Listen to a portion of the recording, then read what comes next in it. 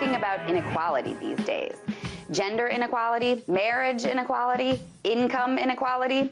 All of those equality conversations are going on right now because the law gives different rights to different people. But there's another inequality that's happening right now, and that's how the law gives different punishments to different people too. And that's what this story exemplifies. Christopher Lewis is a construction worker in South Carolina. He'd been working for a while on a job at the VA Medical Center in Charleston. On lunch breaks, he'd go to the medical center's cafeteria, where he'd get his lunch and a fountain soda.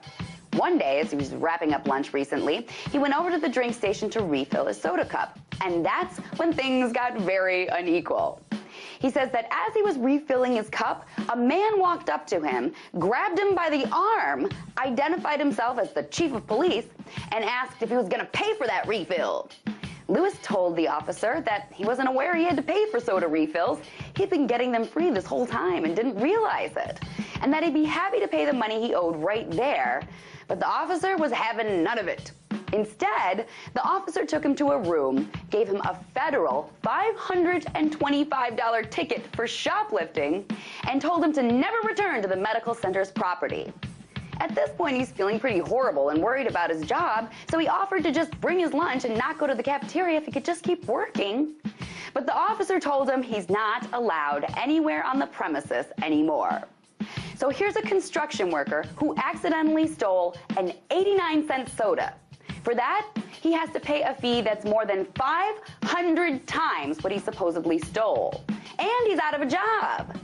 Meanwhile, JP Morgan Chase sells $33 billion in crap mortgages, but only gets fined $5 billion, less than a sixth of the damages it caused. Toyota conceals dangerous car defects that endanger their customers' lives, but they get off with a fine that their company can easily afford. Bank of America actually tricks its customers into paying extra fees it has no right to charge, and all they got was a couple of fines that amount to a fraction of just 1 year's worth of revenues. In other words, the blue-collar worker gets completely screwed, while our banks and corporations get off pretty much scot-free. So as long as we're talking about all of these social inequalities, let's make sure we also talk about the inequality in our justice system.